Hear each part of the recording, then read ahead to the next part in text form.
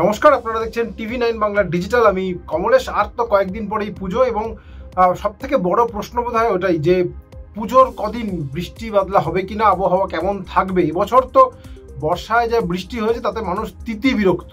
আমাদের দক্ষিণবঙ্গের যা হিসাব বলছে 12% যা বৃষ্টি হয় তার থেকে 12% বেশি বৃষ্টি হয়েছে, এবং দেশেও পূর্বাভাস মতোই প্রায় 8% বেশি বৃষ্টি এখনো পর্যন্ত।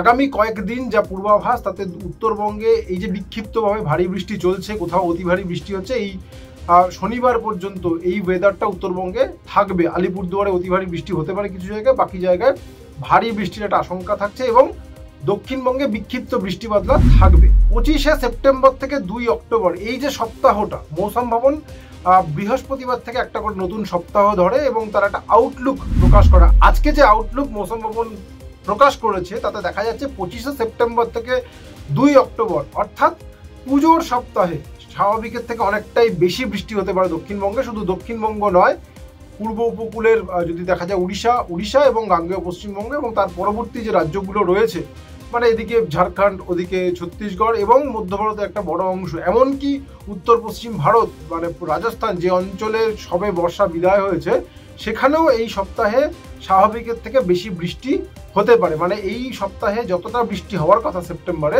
তার থেকে বেশি বৃষ্টির আশঙ্কা। কেন, তার একটা সম্ভাবনার কথাও মৌসুম ভবন জানিয়েছে।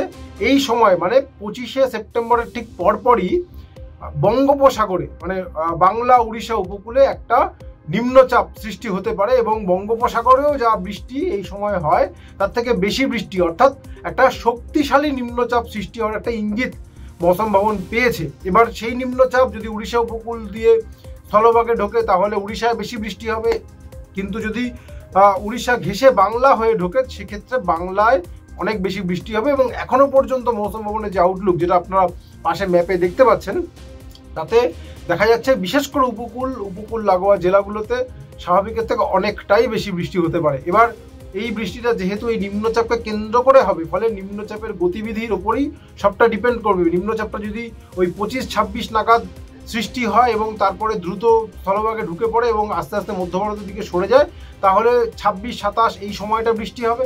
কিন্তু নিম্নচাপটা যদি একটু দেরিতে সৃষ্টি হয়, আস্তে আস্তে শক্তি বাড়ায় এবং সেটা অনেক দিন সমুদ্রে থাকে এবং তার গতি যদি স্লো হয়, ধীর হয়, সেক্ষেত্রে একেবারে আমাদের ষষ্ঠী, সপ্তমী, অষ্টমী ওই সময়টার দিকে গিয়ে মানে বৃষ্টি হওয়ার একটা আশঙ্কা থেকে যাচ্ছে। সুতরাং চিন্তার এই যে এবছর পুজোর প্রস্তুতিতে অনেকবার বাধা দিয়েছে বৃষ্টি, মানে মণ্ডপ তৈরি করা প্রায় দুঃসাধ্য হয়ে গিয়েছিল একটা সময়, প্রতিমা শুকোচ্ছিল না, মাঝখানে তাও একটু বিরতি দিয়েছে, আবার মাঝে মাঝে বিভিন্ন জায়গায় বৃষ্টি হচ্ছে।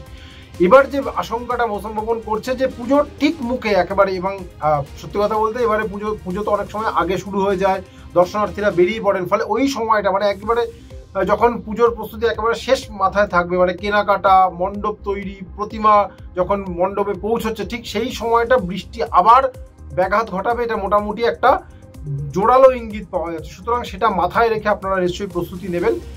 আর একটু সময় গেলে একেবারে দিনক্ষণ ধরে, মানে ষষ্ঠীতে কতটা বৃষ্টি হবে, সপ্তমীতে কতটা বৃষ্টি হবে, কোন জেলায় বেশি বৃষ্টি হবে, ভারী বৃষ্টি কোথাও হবে কিনা স্পেসিফিক্যালি বলা যাবে। আপাতত এইটুকু ইঙ্গিত যে 25শে সেপ্টেম্বর থেকে 2 অক্টোবর পুজোর ঠিক সপ্তাহে যা বৃষ্টি স্বাভাবিকভাবে হয় দক্ষিণবঙ্গে, তার থেকে অনেক বেশি বৃষ্টি হতে পারে। সুতরাং সেই অনুযায়ী প্রস্তুতি নেওয়াই ভালো। আপাতত এইটুকুই। সঙ্গে থাকার জন্য অনেক ধন্যবাদ।